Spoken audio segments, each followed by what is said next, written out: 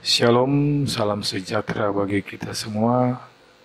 Saat ini sebelum kita mendengarkan renungan, mari sama-sama kita membaca Alkitab yang terdapat dalam Kejadian pasal 39 ayat 1 sampai ayat 23 sesuai bahan MTPJ Sinode Gemim di tanggal 7 sampai 13 Mei tahun 2023. Bunyinya sebagai berikut. Yusuf di rumah Potifar. Adapun Yusuf telah dibawa ke Mesir dan Potifar, seorang Mesir, pegawai istana Firaun, kepala pengawal raja, membeli dia dari tangan orang Ismail yang telah membawa dia ke situ. Tetapi Tuhan menyertai Yusuf, sehingga ia menjadi seorang yang selalu berhasil dalam pekerjaannya. Maka tinggallah ia di rumah tuannya orang Mesir itu. Setelah dilihat oleh tuannya bahwa Yusuf disertai Tuhan dan bahwa Tuhan membuat berhasil segala sesuatu yang dikerjakannya, maka Yusuf mendapat kasih tuannya dan ia boleh melayani dia. Kepada Yusuf diberikannya kuasa atas rumahnya dan segala miliknya diserahkannya pada kekuasaan Yusuf. Sejak ia memberikan kuasa dalam rumahnya dan atas segala miliknya kepada Yusuf, Tuhan memberkati rumah orang Mesir itu karena Yusuf, sehingga berkat Tuhan ada atas segala miliknya, baik yang di rumah maupun yang di ladang. Segala miliknya diserahkannya pada kekuasaan Yusuf, dan dengan bantuan Yusuf ia tidak usah lagi mengatur apa-apa pun selain dari makanannya sendiri. Adapun Yusuf itu manis sikapnya dan elok parasnya. Selang beberapa waktu, istri tuannya memandang Yusuf dengan birahi, lalu katanya, "Marilah tidur dengan aku." Tetapi Yusuf menolak dan berkata kepada istri tuannya itu, "Dengan bantuanku, tuanku itu tidak lagi mengatur apa yang ada di rumah ini, dan ia telah menyerahkan segala miliknya pada kekuasaanku. Bahkan di rumah ini ia tidak lebih besar kuasanya daripadaku, dan tiada yang tidak diserahkannya kepadaku selain daripada engkau, sebab engkau istrinya. Bagaimanakah mungkin aku melakukan kejahatan yang besar ini dan berbuat dosa terhadap Allah?" Walaupun dari hari ke hari perempuan itu membujuk Yusuf, Yusuf tidak mendengarkan bujukannya itu untuk tidur di sisinya dan bersetubuh dengan dia.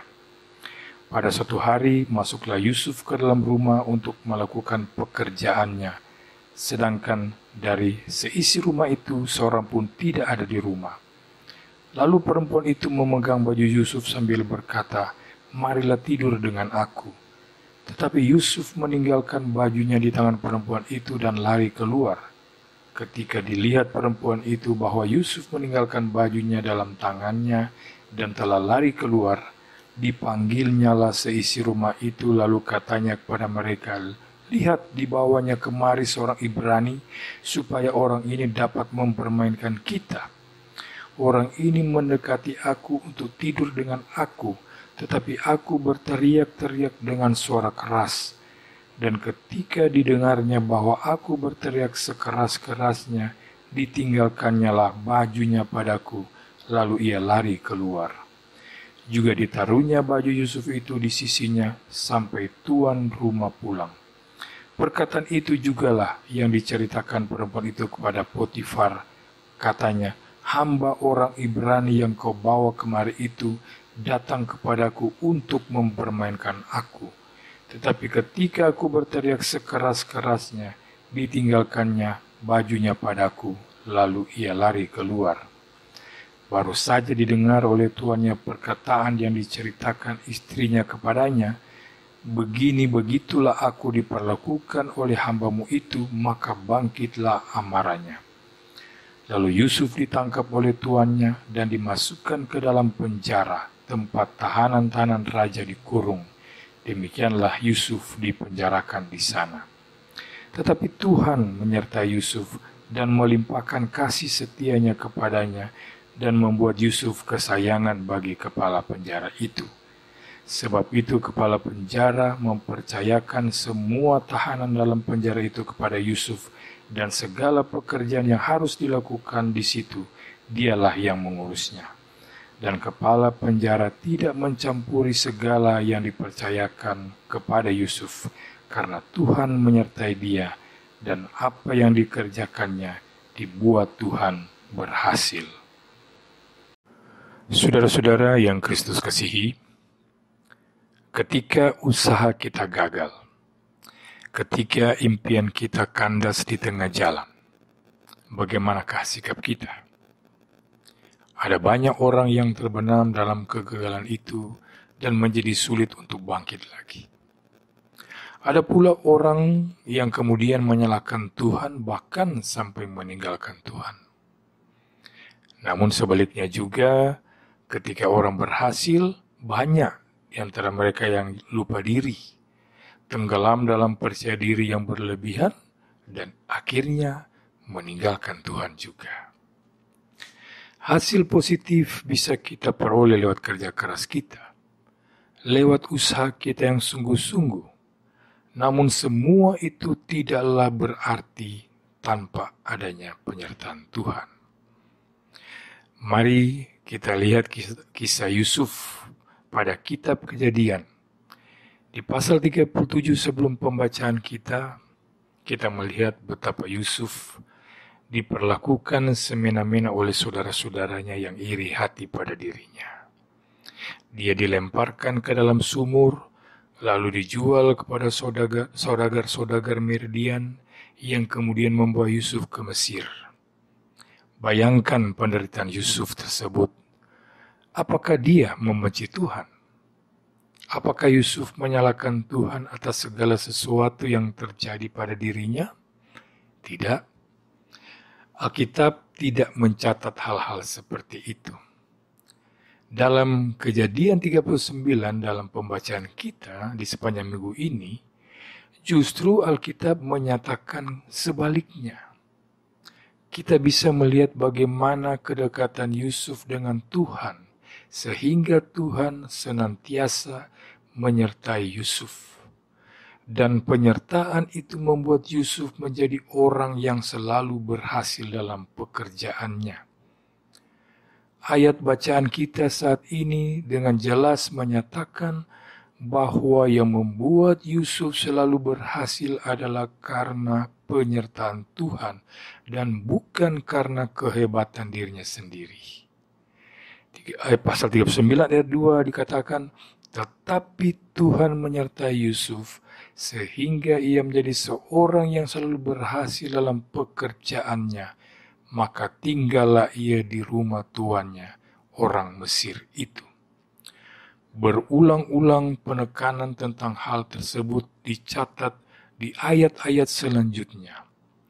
Ayat berikutnya berbunyi, setelah dilihat oleh tuannya bahwa Yusuf disertai Tuhan, dan bahwa Tuhan membuat berhasil segala sesuatu yang dikerjakannya, maka Yusuf mendapat kasih tuannya, dan ia boleh melayani dia.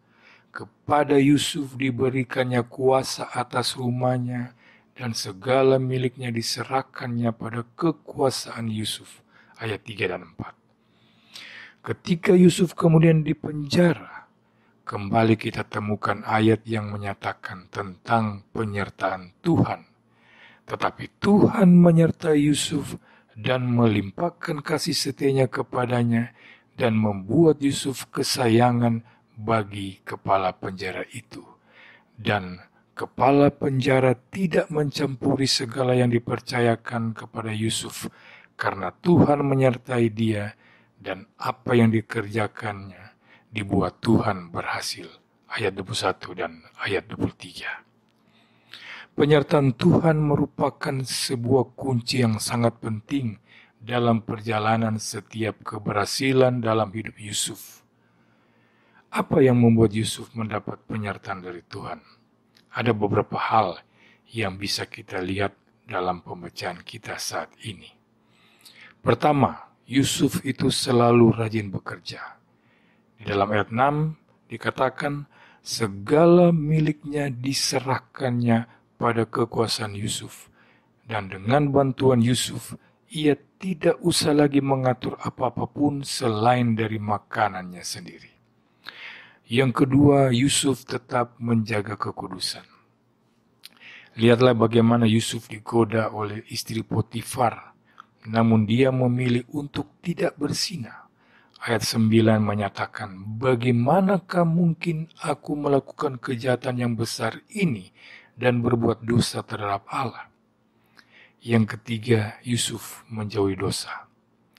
Ayat 12 mencatat, lalu perempuan itu memegang baju Yusuf sambil berkata, marilah tidur dengan aku. Tetapi Yusuf meninggalkan bajunya di tangan perempuan itu dan lari keluar. Selanjutnya Yusuf adalah orang yang jujur. Dia tidak memanfaatkan situasi dan berbuat curang meskipun peluang ada di depan mata. Yusuf melakukan segalanya sesuai dengan mandat yang diberikan kepadanya. Dia berkata, dengan bantuanku, Tuanku, ia tidak lagi mengatur apa yang ada di rumah ini, dan ia telah menyerahkan segala miliknya pada kekuasaanku. Bahkan di rumah ini ia tidak lebih besar kuasanya daripadaku, dan tiada yang tidak diserahkannya kepadaku selain daripada engkau, sebab engkau istrinya. Ayat 8 dan 9. Dan kemudian Yusuf tidak mendendam. Atas segala kejadian pahit yang dia alami, dia tidak pernah mendendam. Baik ketika disiksa oleh saudara-saudaranya dalam Kejadian 37, maupun ketika dimasukkan ke dalam penjara dalam pasal 39 ayat 20. Dan terakhir, Yusuf memiliki sikap positif. Dia tidak pernah bersungut-sungut, tidak pernah mengeluh atau menyesali nasibnya. Yusuf selalu punya sikap positif dalam perjalanan hidupnya. Semua hal yang dilakukan menunjukkan bahwa Yusuf selalu setia, taat dan percaya kepada Tuhan. Dalam kondisi tidak enak, dia tidak sekalipun ragu akan Tuhannya. Dan sebaliknya, ketika ada kesempatan untuk mendapat kenikmatan duniawi, dia tidak terjebak sama sekali. Semua itu menunjukkan betapa setianya Yusuf kepada Tuhannya. Tidak heran jika kemudian Tuhan selalu menyertai Yusuf, dan penyertaan Tuhan itu membuat apapun yang dibuat Yusuf menjadi berhasil. Untuk memperoleh kesuksesan sejati, ingatlah bahwa semua itu bukanlah semata-mata karena kekuatan kita, tapi karena ada campur tangan Tuhan dalam hidup kita. Intinya adalah bagaimana kita hidup berkenan di hadapan Tuhan, bagaimana kedekatan kita dengan Tuhan. Apakah kita selalu rindu untuk datang padanya, membawa pujian dan hormat kita kepadanya? Bagaimana kita mampu setia sepenuhnya pada Tuhan dan tidak meninggalkan Tuhan walaupun sedang mengalami kesulitan sekalipun. Ketika semua itu kita lakukan, Tuhan akan memberi pernyataannya dalam hidup kita. Maka keberhasilan pun akan menjadi bagian kita. Marilah kita belajar dari Yusuf, karena Tuhan menyertai dan memberkati orang yang setia. Tuhan Yesus memberkati kita semua. Amin.